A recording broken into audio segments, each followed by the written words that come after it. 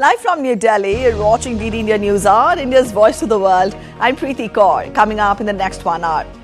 Guyana and Dominica bestow Prime Minister Narendra Modi with the highest awards. Prime Minister dedicates it to the people of India. Prime Minister Modi to address Guyanese legislators today, his 14th speech in a foreign parliament. India's Prime Minister Narendra Modi co-chairs the second India-Caricom Summit, proposes 7 key pillars to boost the ties between India-Caricom. And at International Film Festival in Goa, Prasar Bharati launches its own OTT platform, Waves.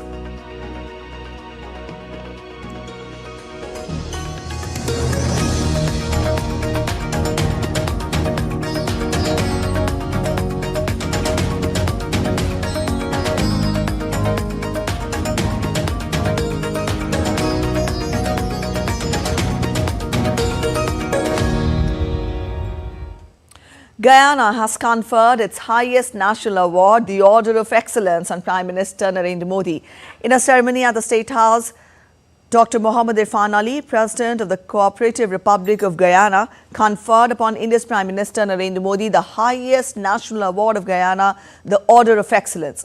The award was conferred for Prime Minister's visionary statesmanship, for championing the rights of developing countries on the global stage, for exceptional service to the global community, and for his commitment towards strengthening India-Guyana relations.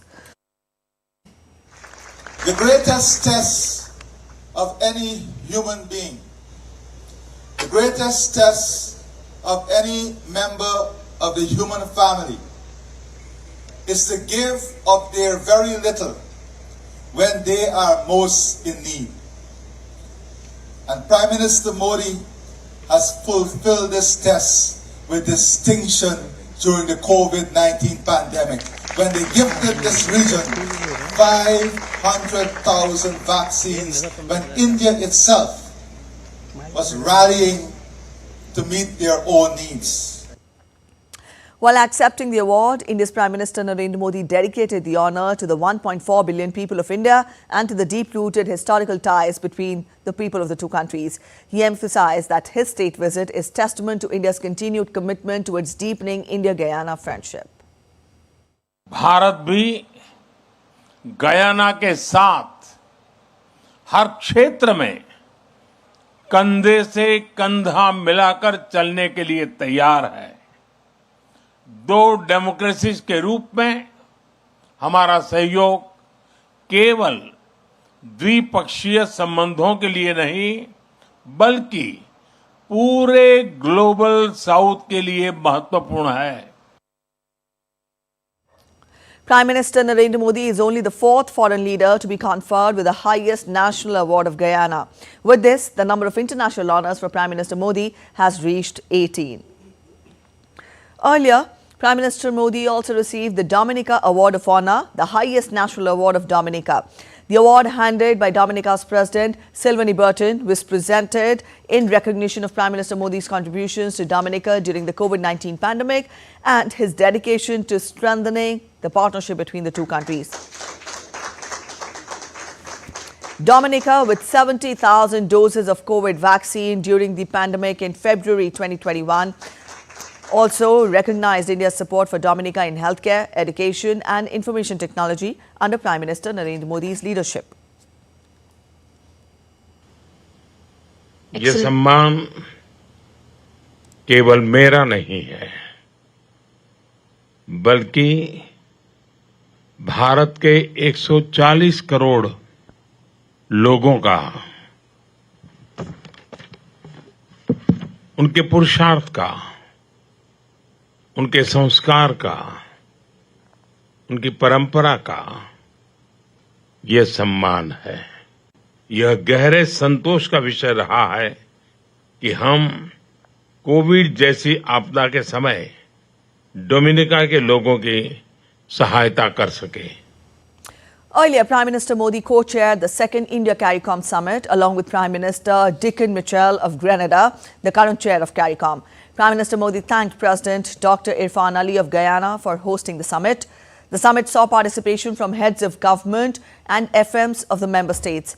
To further strengthen the India-CARICOM partnership, Prime Minister has put forward a 7-pillar proposal for CARICOM. Up on your screens, we'll have the details. C stands for capacity building, A stands for agriculture and food security, R for renewable energy and climate change, I for innovation, technology and trade, C for cricket and culture, O for ocean economy and maritime security, and M for medicine and healthcare. Prime Minister also said that cricket is a big connecting link between India and CARICOM nations, in fact Caribbean nations, and also proposed of training women cricketers of these nations. Cricket हमारे देशों के बीच एक बहुत बड़ा और महत्वपूर्ण connecting link है। इस वर्ष आपके यहाँ हुए T20 वर्ल्ड कप से भारतीय क्रिकेट फैंस का कैरेबियन की ओर आकर्षण और भी बढ़ा है। और यह मैं सिर्फ इसलिए नहीं कह रहा हूं क्योंकि भारत ने यह विश्व कप जीता था। मेरा प्रस्ताव है कि क्रिकेट संबंधों के साथ साथ महिला सशक्तिकरण को बढ़ावा देने के लिए हम कैरिकॉम के हर देश से 11 युवा महिला क्रिकेटर्स की भारत में ट्रेनिंग कर सकते हैं। Prime Minister Modi gave a new definition to the CARICOM, focusing on capacity building, agriculture, food security, renewable energy, cricket and culture and medicine. Prime Minister stressed that India has put a proposal of opening Jan Aushadhi Kendra in the Caribbean. CARICOM देशों की स्वास्थ्य सुरक्षा भारत के लिए उच्च प्राथमिकता का विषय रहा है। भारत में सामान्य मानवी को quality and affordable health care प्रदान करने के लिए जन औषधि केंद्र खोले हैं। मेरा प्रस्ताव है कि हम इस मॉडल पर कैरिकॉम के सभी देशों में जन औषधि केंद्र खोल सकते हैं। भारत और सभी देशों के बीच फार्माकोपिया को मान्यता देने के लिए समझौता संपन्न किया जाए तो इस प्रयास को गति ला सकते हैं। During India-CARICOM Summit, Guyana President Dr. Ifan thanked Prime Minister Modi for his selfless attributes during COVID times. He added that ties between India and Caribbean are deeply rooted in shared history and enduring cultural connections.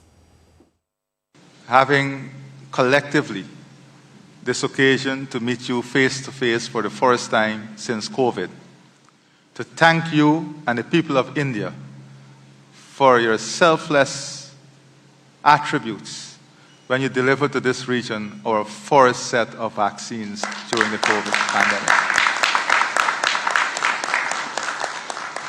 Under your visionary leadership, India has an influential voice in the international community.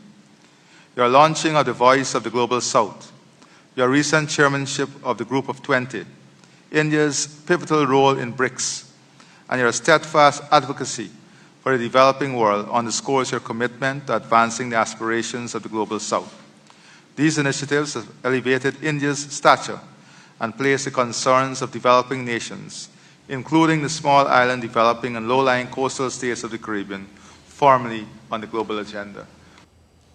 On the sidelines of the second India-CARICOM Summit, India's Prime Minister Narendra Modi held bilateral talks with leaders of 8 countries. We get you details in our next report. India's Prime Minister Narendra Modi held talks with PM of Antigua and Barbuda, Gaston Brownie. Both the leaders held talks on a number of bilateral issues. PM Modi also held bilateral talks with Bahamas Prime Minister Philip Davis. PM Narendra Modi held talks with Prime Minister of Dominica, Roosevelt Skerrit, on the sidelines of the second India-CARICOM Summit. PM Modi thanked the Dominican Prime Minister for the conferment of Dominica's highest award. The leaders explored opportunities for India-Dominica cooperation in areas such as climate resilience, healthcare, capacity building, and deepening of people-to-people ties. They also discussed cooperations at the United Nations. Prime Minister Modi also held talks with President of Suriname, Chandrika Prasad Santokhi, Both leaders reviewed bilateral relations in sectors such as trade, technology, energy, telemedicine, and more. They also discussed ways to further improve cultural as well as people-to-people ties. Prime Minister said India will keep supporting various development-related initiatives in Suriname. PM Narendra Modi held talks with Grenada Prime Minister Dickon Mitchell. He also engaged with Prime Minister of St. Lucia, Philippe J. Pierre. Both the sides exchanged views on cooperation in fields of capacity building, education, health, cricket, and yoga, and stressed the need to further reinforce bilateral relations. Prime Minister Pierre thanked Prime Minister Modi for the 7-point CARICOM plan.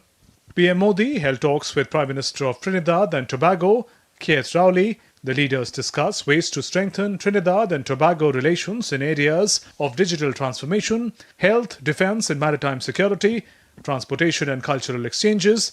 Prime Minister witnessed exchange of an MOU on setting up of integrated automatic fruit and vegetable primary processing activities in Trinidad and Tobago. PM Modi congratulated PM Rowley for adopting India's flagship UPI platform. Prime Minister Modi also held talks with Prime Minister of Barbados, Mayor Ahmad Motley. The leaders explored opportunities for cooperation in several areas. Bureau Report, DD India. Sri Lankan President Anura Dissanayake declared that there will be no place for racist politics and religious extremism in the country on Thursday. Dissanayake was addressing the inaugural session of the 10th Parliament that commenced today. He made these remarks as part of the policy statement.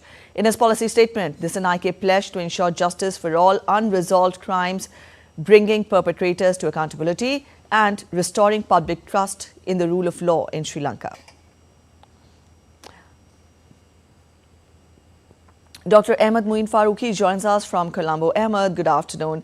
Now, 160 odd first-timers in a 225-member house. Get us more as to what are the other highlights of this new government. Very good afternoon to you, Preeti, as well as to all our viewers across the world. Yes, you see, this time around, it has been a first of sorts in several manners in Sri Lanka this time around. We witnessed during the parliamentary elections, NPP secured a super majority of 159 parliamentarians out of 225. The total strength being 225, two-third majority plus was secured by the National People's Power. This is something which has been unprecedented because no other party or alliance has so far achieved such a huge majority. And it is also notable that NPP had only 3 parliamentarians in the previous house. And this means that several number of parliamentarians this time around are first timers. In fact, you're absolutely right. More than 160, including several from the other parties as well, are new time, first time parliamentarians. They are in the parliament for the first time ever. Now, the parliament has decided that there will be a kind of a session which will be held for all these first time parliamentarians because they need to be aware of the parliamentary procedures. Now, this is something which is very important for all the members, not just the new members, in fact, for the other members as well, because several new procedures have been incorporated during the last 2 years of Parliament's existence. Apart from this, yes, this time around, it has been decided that the Speaker will be Ashok Ranawala. He's a NPP parliamentarian. He has served he has been elected from Gampaha electoral district. And in addition to that, he has been there in local government as well as the provincial government. He holds a PhD. And in addition to that, it's also the same thing with regard to the SJB's leader, that Sajid Premadasa has been recognized as the opposition leader, Preeti. All right. Also, when we talk of the priorities for the government, then the new government did talk of austerity measures, did talk of, these measures, but then put all this together. Ahmed, help us understand what are the challenges for the new government ahead, given the way the Herculean task faced by the new administration will be to bring the economy, back on track after the economic turmoil which we saw in 2022. Of course, Preeti, you see, 2022 was a very bad year for Sri Lanka. It was at the time of 2022, it was the peak of the economic crisis which Sri Lanka has been going through. However, it's also important that at that time, the then President Ranil Wickremesinghe and his government had entered into several discussions with the IMF as well as several other international organizations with huge support from India India was the first creditor nation to come forward with the financing assurances, and they secured an IMF deal worth $2.9 billion. Now, there had been talks of renegotiation of the IMF agreement, because this is something which had put several conditions on the Sri Lankan government with regard to the austerity measures. There were measures like increasing income tax levels, personal income tax levels, as well as adding VAT on almost every item that is available in Sri Lankan markets.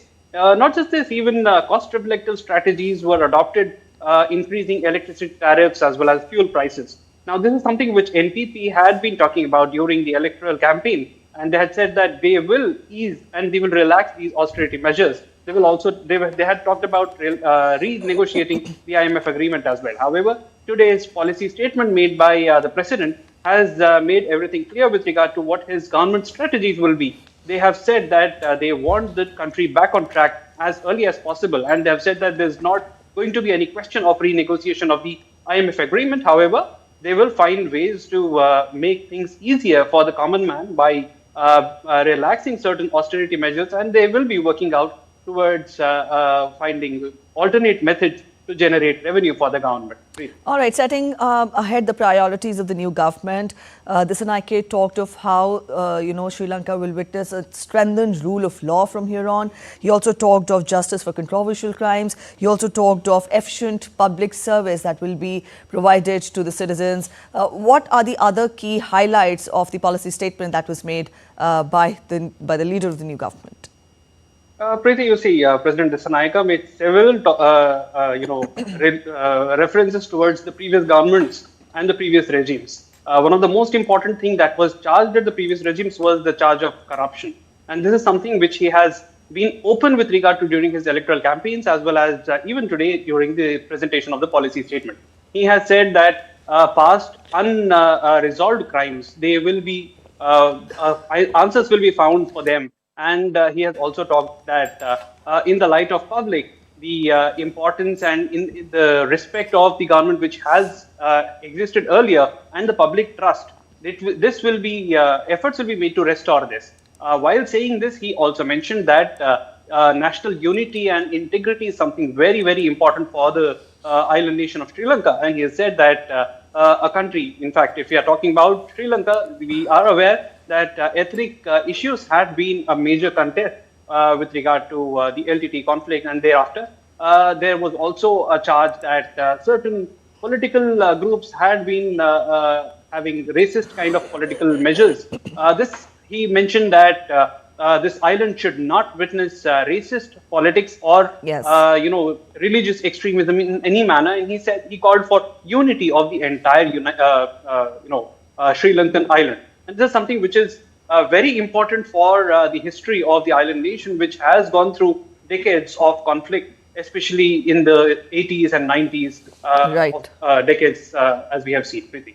All right, Ahmed, we leave it here. Thank you for joining in with those details. And now we turn focus to Bangladesh. 24 Bangladeshis, including 11 women, have returned home through Benapole checkpost after serving 2 years in jail in India. Bangladesh police on Thursday said they were handed over to Bangladesh immigration authorities at Benapole on Wednesday night. Benapole immigration police officer in charge said that they went to India without valid documents in search of jobs with the help of local brokers 2 years back. Kolkata police arrested them and a court sentenced them to 2 years imprisonment each for trespassing into the country. After the end of the jail term, Indian police handed them over to Benapole checkpost immigration police on Wednesday night.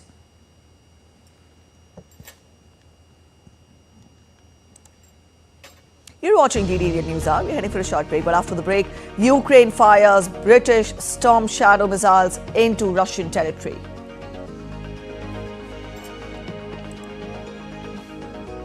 All the updates from COP29 is in Azerbaijan's Baku up next.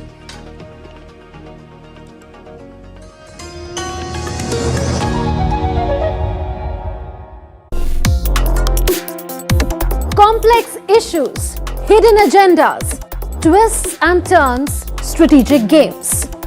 We think all dots are linked. We just need to connect them.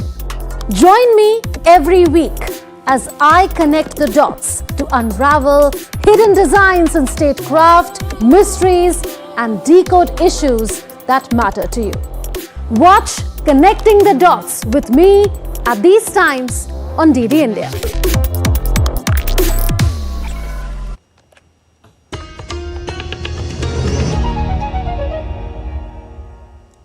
Welcome back after the break. You're watching DD India News Hour. Let's get you more international updates. The US has blocked a Gaza ceasefire draft resolution at the United Nations Security Council, the fourth time it has used its veto power during the conflict to shield its ally, Israel.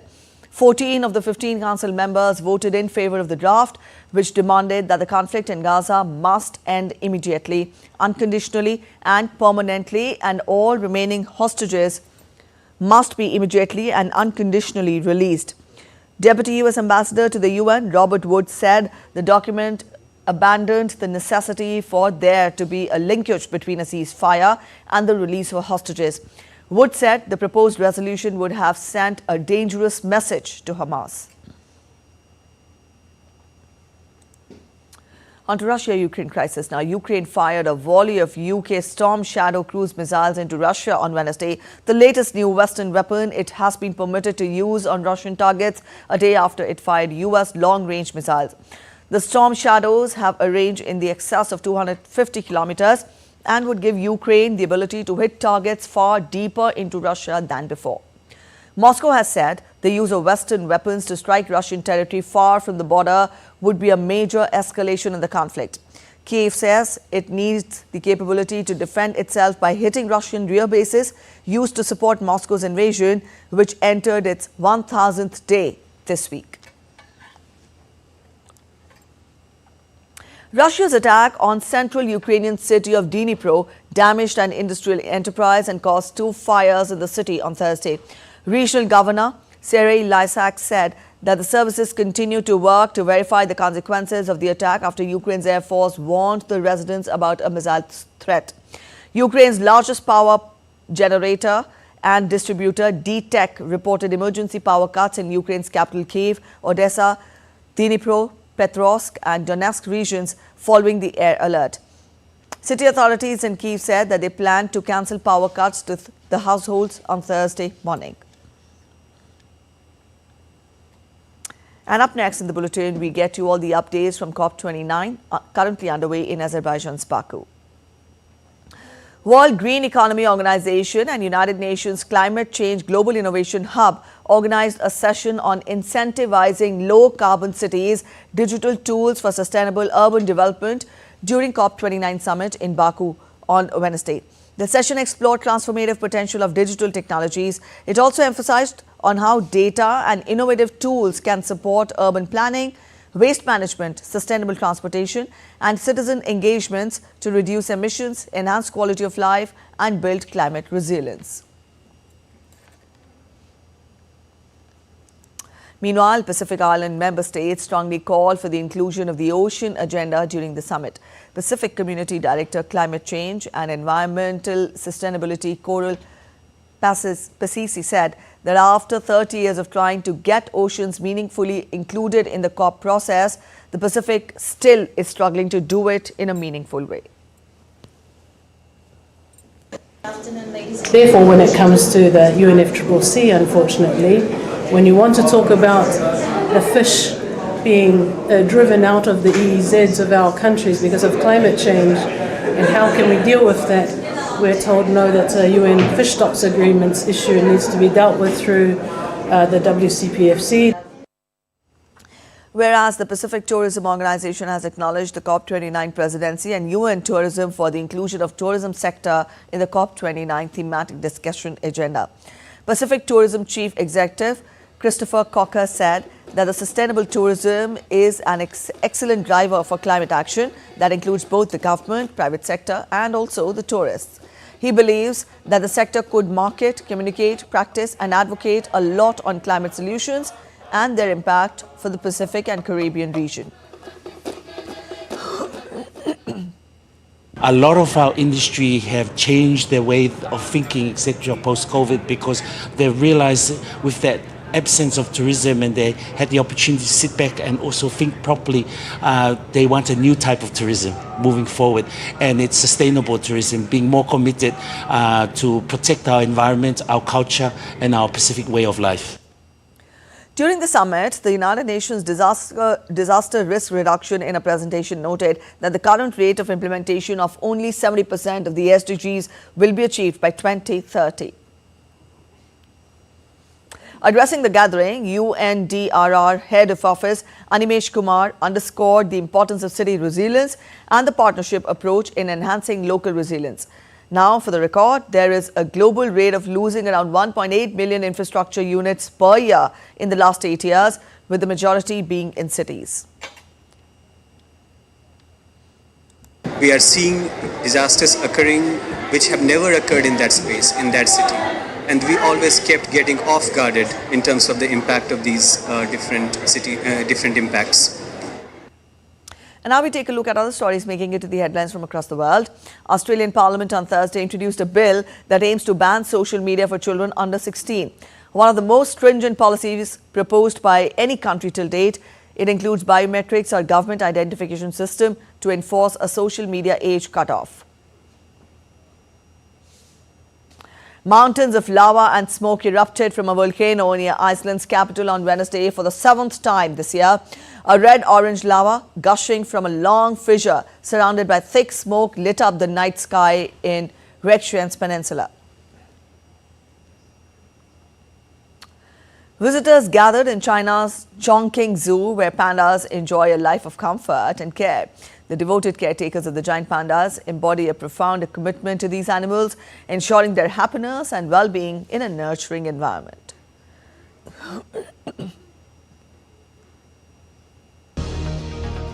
You're watching DD India News Hour. We're heading for a short break, but after the break, envisaging a stronger partnership in the future, Defence Minister Rajnath Singh participates at the 11th ASEAN Defence Ministers Meeting Plus in Laupedia.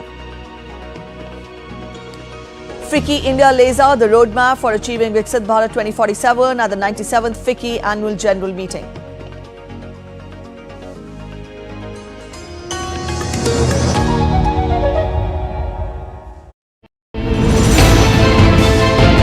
Geopolitics and trade deals. Economic challenges amid development. Hard work and the path to prosperity. It's the economy always.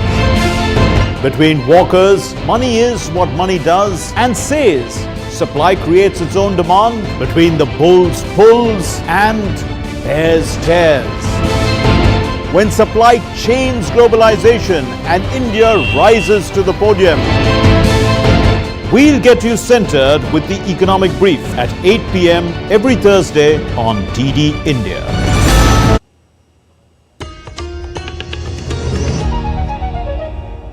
Welcome back after the break. You're watching DD India News Hour, and now we take a quick relook at the top stories once again.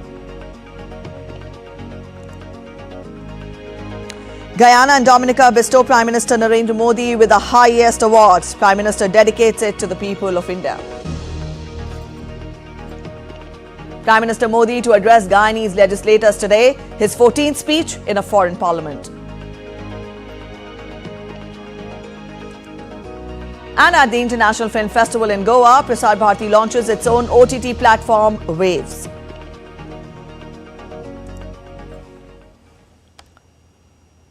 All right, going back to our top story. During his visit to Guyana, Prime Minister Narendra Modi will address a special session of the Guyanese Parliament on Thursday, marking yet another significant moment in his global diplomatic outreach. This will be the 14th occasion when Prime Minister Modi will speak on behalf of the people of the country in parliaments of foreign nations. He holds the distinction of being the Indian Prime Minister with the highest number of addresses to foreign parliaments. His addresses, which transcend continents, are a testament to India's growing influence on the global stage.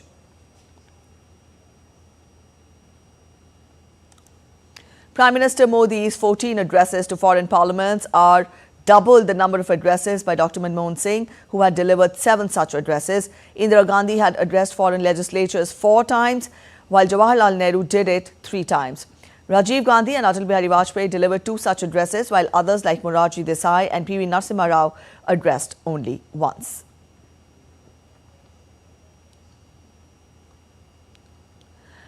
Prime Minister Narendra Modi has delivered addresses in legislative chambers across the world, from the Americas to Europe, Africa, Australia and Asia.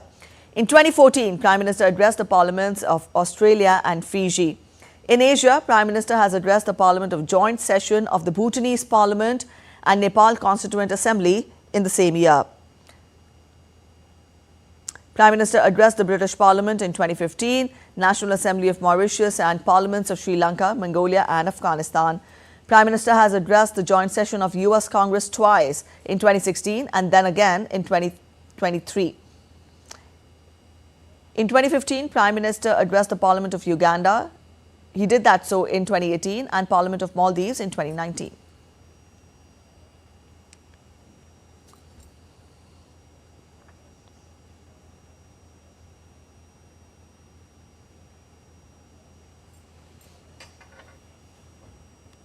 All right, let's talk more about this. We're joined in by a guest. We're joined in by Professor Sanjib, School of International Studies, JNU. Thank you so much, sir. Good afternoon to you. Thanks for joining in on DD India News Hour. To begin with, 19 international awards, 14 global parliament addresses. How Prime Minister Modi's voice is being heard across the world?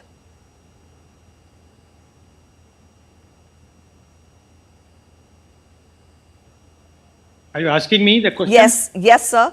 Thank you, Preeti, for the invitation. And definitely, it's Pradhan Mantri Narendra Modi's leadership, and that has been well demonstrated while we hosted G20 Summit in 2023. And there, the way he was representing Global South and the way he was also creating a negotiation and dialogue and collaboration between the Global North and Global South, that his leadership was well witnessed by the world community. And wherever he is visiting, that every country in the globe, either you are going to the Southeast Asian countries, or you're going to the Australian subcontinent, or you are going to the Latin America and the European countries, they are honoring and they are requesting Honorable Prime Minister by delivering their parliament or addressing their parliament, and as well as also awarding the highest national award. And you can see that in this visit,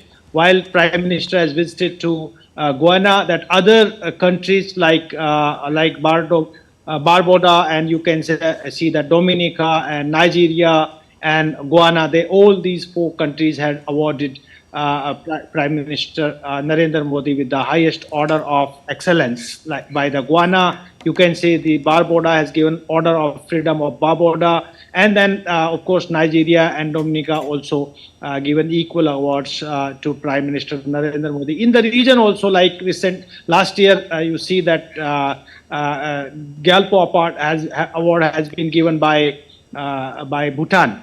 So, of course, the visionary leadership of Prime Minister Narendra Modi, the leadership to the Global South, and talking 2 very important aspects. One, of course, he talked that we should not think about the war. It is not the time for war, and we should establish negotiations, dialogues to resolve the conflicts all over the world. And he also mobilized the world community to be law-abiding community in the world. So that has been demonstrated. Second, very important aspect that he talks about, the human security. Human security, that we should encourage the human-centric development. Though the world is becoming more protectionist, the world is talking more about the collective security mechanism, but human security issues should not be put in the back.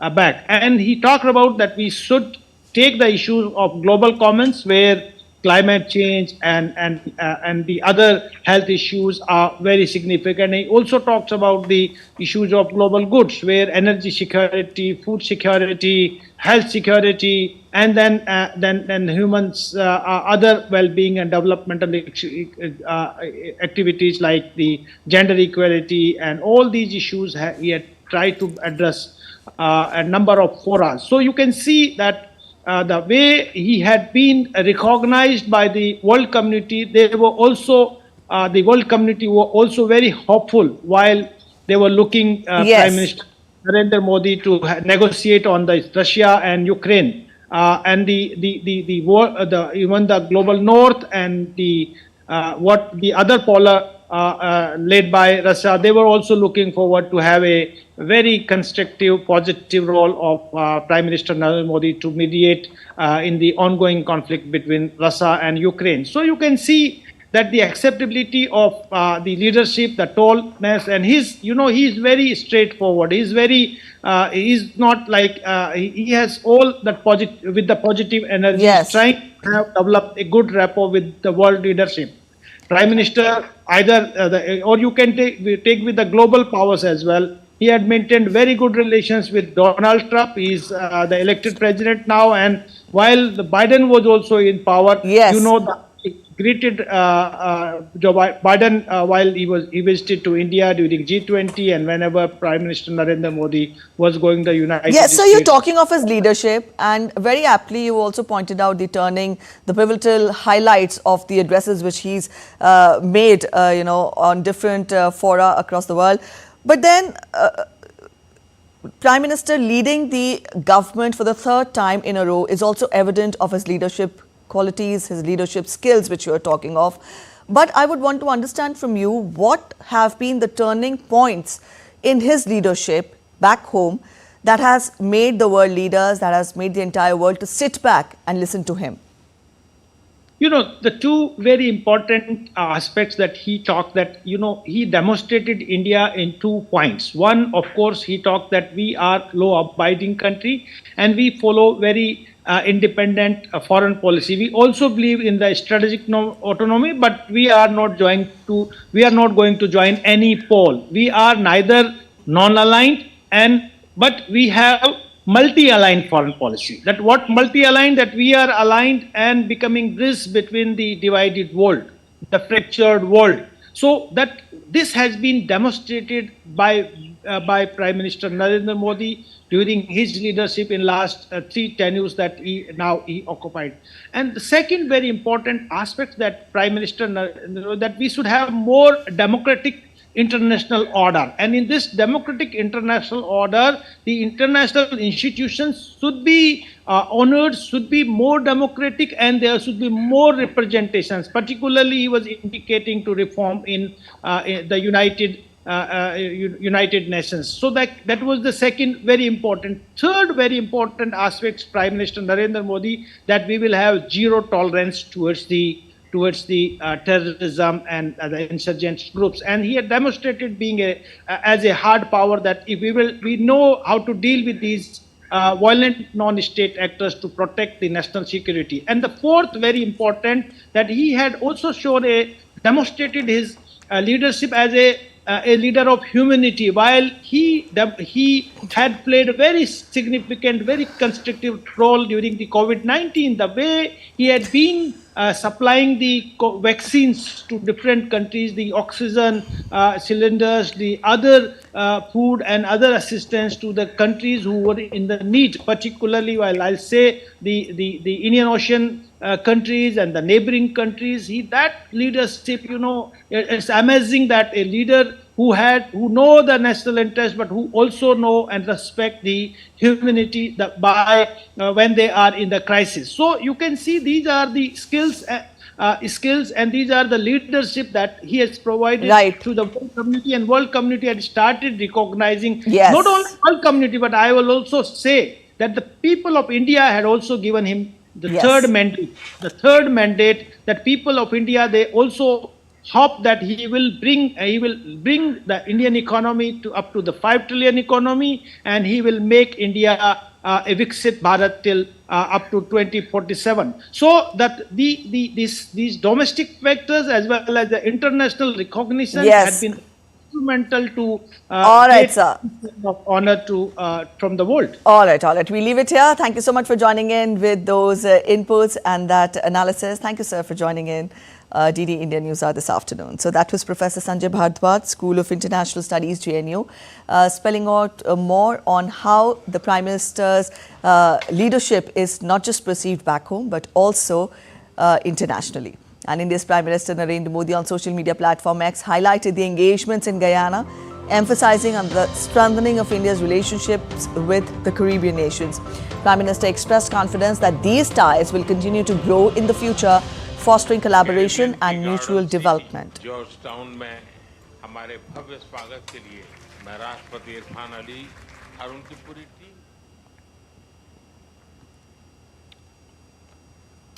FICCI India has been pivotal in driving India's industrial growth, enabling collaboration between businesses and governments.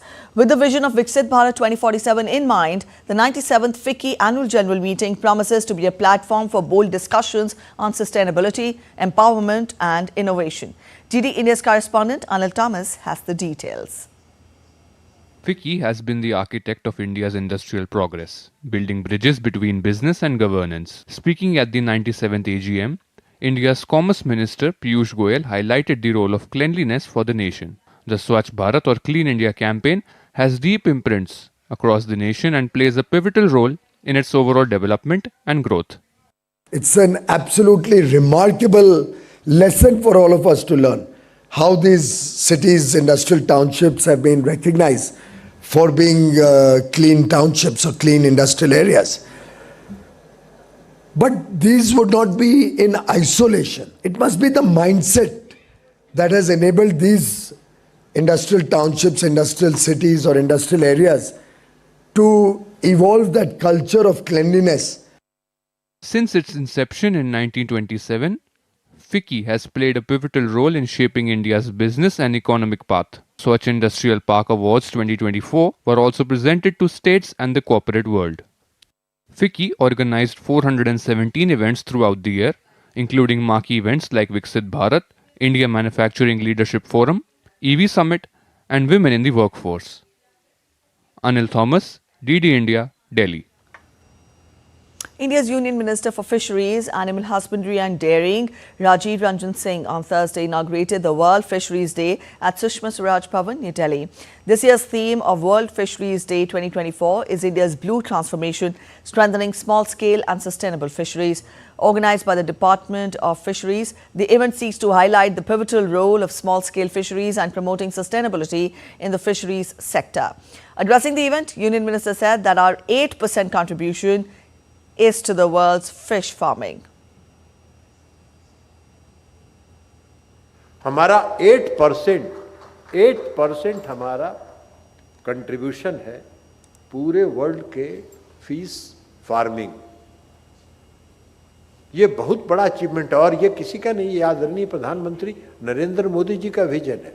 क्योंकि वो जब कोई सपना देखते हैं तो उस सपना को पूरा करने के लिए, उस ड्रीम को फुलफिल करने के लिए जो भी कदम हो सकता है उस पर उनका ध्यान जाता है और उसको ध्यान में रख के वो नीति बनाते हैं और उसी नीति का ये आज परिणाम है. India's Defence Minister Rajnath Singh is attending the 11th ASEAN Defence Ministers meeting plus in Lao PDR today. In his opening remarks, Rajnath Singh said that the joint statement being adopted today and our comprehensive strategic partnership with ASEAN will, of course, lay the groundwork for our partnership in future. He added that in the days ahead, India looks forward to working with all of the ASEAN countries towards a stable, safer and more secure world for our future generations. I am happy to be here on this important occasion of the 11th ADM Plus meeting. I am Rajnath Singh, Defence Minister of India. I convey my congratulations for the presidency of Lao PDR. On the sidelines of the talks, the minister continues to hold separate bilateral meetings with his counterparts from other participating nations. He will meet defence ministers of the US, New Zealand, South Korea and Australia today. On Wednesday, the minister met his counterparts from China, Malaysia and Lao PTR. India's President Dr D Murmu addressed the inaugural ceremony of the 125th birth anniversary celebrations of Dr. Hari Krishna Mehtab. This was held in the national capital, New Delhi, on Thursday. At the event, President Murmu released a special commemorative stamp and coin in the honor of Dr. Mehtab and also attended an exhibition on his life and legacy. Dr. Hari Krishna Mehta was a multifaceted leader in Indian history, known as a freedom fighter, politician, historian, writer, social reformer and journalist. Doctor Harekrushna Mahtab को भारत के राष्ट्रवादी नेता के रूप में सदैव स्मरण किया जाएगा। वे देशभक्ति को देश के विकास का आधार मानते थे। देशवासियों को राष्ट्रवादी विचारों से प्रेरित करने के लिए अपने व्यक्तित्व और रचनाओं के माध्यम से उन्होंने प्रभावी संदेश दिए। The Indian government refuted claims by a Canadian media report on the killing of a Sikh activist. In response to queries, External Affairs Ministry spokesperson Randhir Jaiswal said, and I quote him, "We do not normally comment on media reports. However, such ludicrous statements made to a newspaper purportedly by a Canadian government source should be dismissed with contempt they deserve. Smear campaigns like this only will further damage our already strained ties."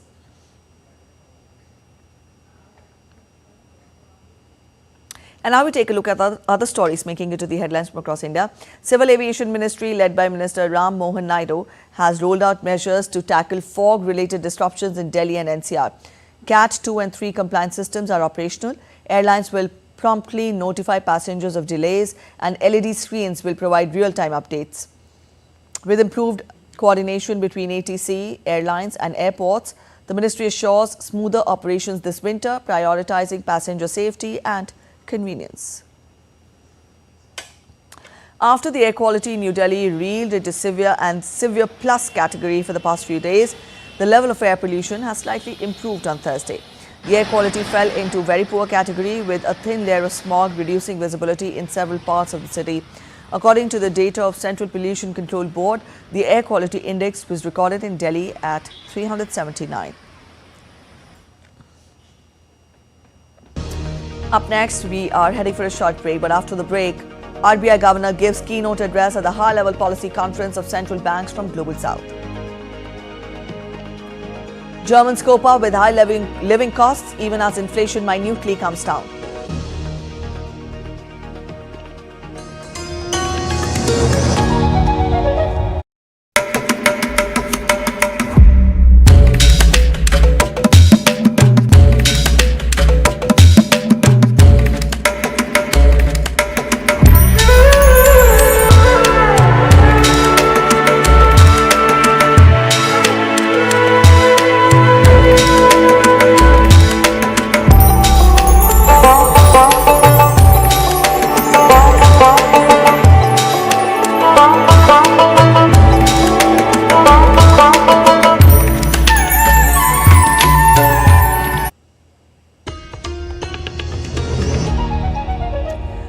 After the break, you're watching DD India News Hour, and ever since the pandemic erupted global supply chains, in fact, it interrupted the global supply chains, higher prices for almost all kinds of goods have been bothering consumers. And even though inflation has come down, it is still weighing heavy on many.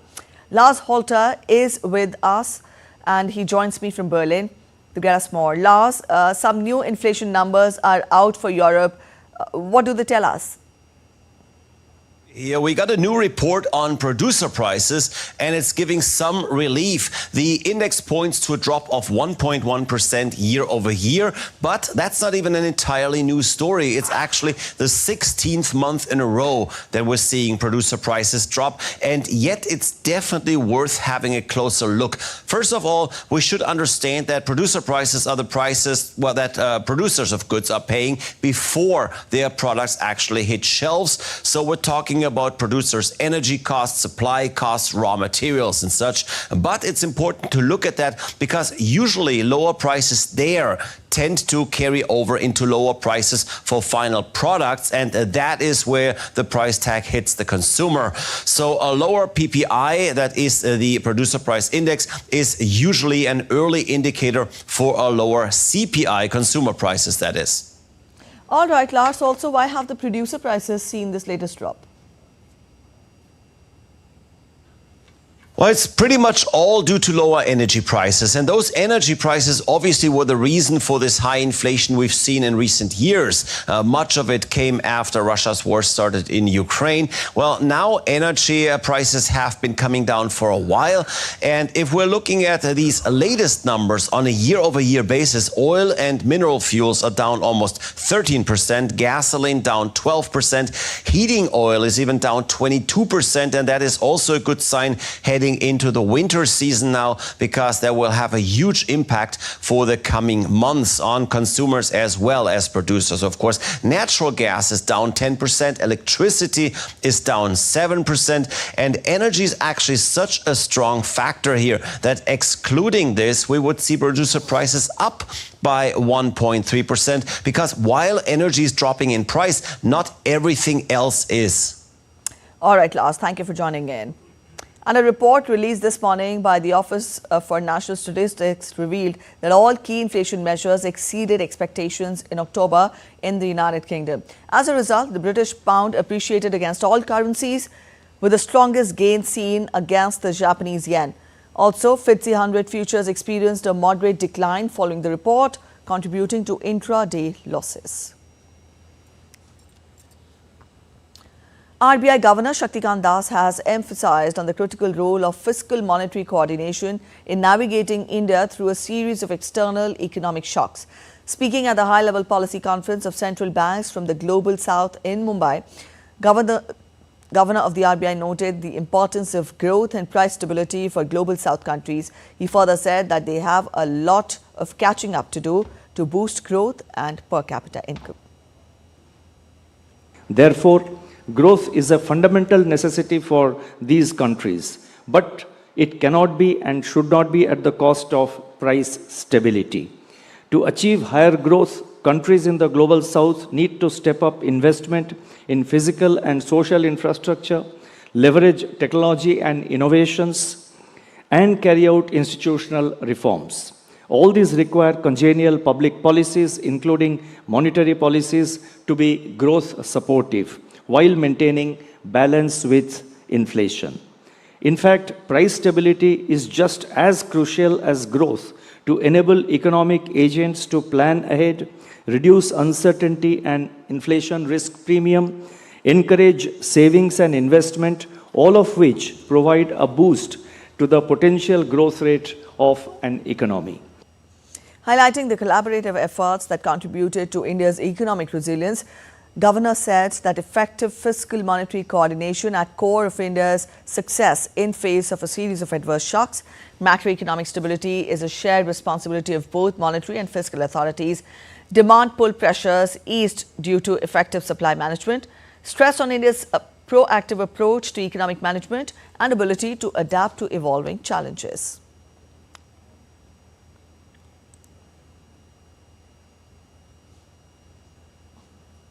India's public broadcaster, Prasar Bharati, has launched its own OTT platform, Waves. This offers a broad spectrum of entertainment and news content. The app is now available for download on Android and iOS devices. The platform aims to cater to a wide audience with its mix of live channels, movies, TV shows, games and live events. Bharat की संस्कृति का दर्पण प्रसार भारती है कराता भारत के हर रूप का दर्शन कभी भारत की बदलती तस्वीर है कभी भारत की बदलती आवाज कभी भारत की बदलती सोच है The 18th edition of the film Bazaar kicked off in grand style, witnessing participation of around 100 young minds for its flagship event, Creative Minds of Tomorrow. We take a look at this report to know more about the event. The 55th edition of International Film Festival of India also witnessed the inauguration of the 18th edition of Film Bazaar, which is a B2B platform that bridges the gap between the country and the rest of the world, inviting many stakeholders along with competitors. Because at the 18th edition of Film Bazaar, you have also Creative Minds of Tomorrow that celebrates 100 young filmmakers who get onto the ground to get into a competition and compete with each other by making films in particular number of hours. The winners are decided at the venue itself, and the awards are honored by the dignitaries and legends of Indian and foreign cinema.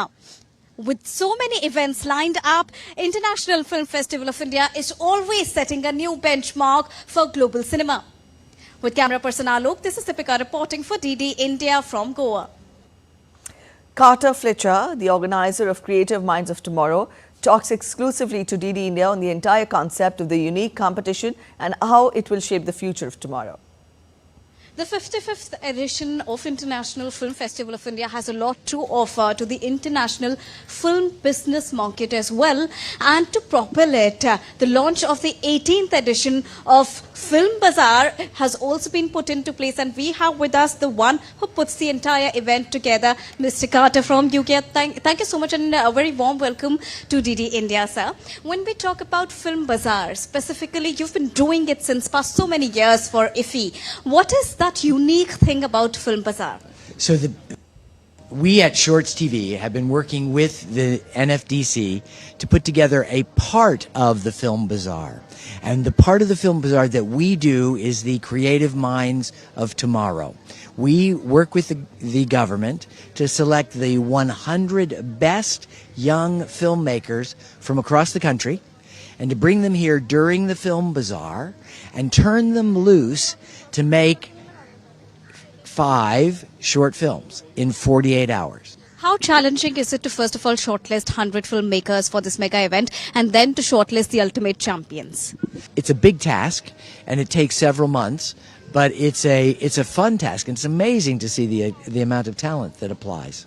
What sort of importance does it add when we talk about the international landscape of cinema and the kind of talent that you've personally been witnessing in this entire process? One of the things that is exciting is that the international film industries, we build this base of filmmakers who can work in any place in the country and make movies anywhere, is building really a sense in the international community that there's a much bigger base to hire from if they come here and make movies in India. When we talk about this particular B2B platform, which is the business-to-business platform, which Film Bazaar is, how is the scope, the expansion of scope that you see when we talk about bridging the gap between the country and the entire world, between India and the rest of the world? Opening India's, having a market, a place for buyers and producers to come and look at films and decide, international producers, international buyers, to come and say, well, these are some films we could buy. Because what's happening, as we all know, everybody in America, people are starting to watch Indian films. Indian films get nominated for Oscars, and the Film Bazaar is an important stepping stone in making that possible. So there you heard Mr. Carter, who is full of praise about Indian cinema and how it is treating their subjects, and also how Film Bazaar is pushing the bar when we talk about economical perspective of Indian cinema along with the global cinema. With camera person Alok, this is Deepika reporting for DD India from Goa. All right, that's it in this edition of DD India News Hour. But let us know your thoughts on the news of the day. For those of you on the go, you can get all the latest news and updates from India and across the world on the DD India mobile app. You can download the respective QR codes on your screens. We'll be back with more news as it breaks here on DD India. I'm Preeti Kaur signing off, and from all of us at In Delhi, thanks for watching.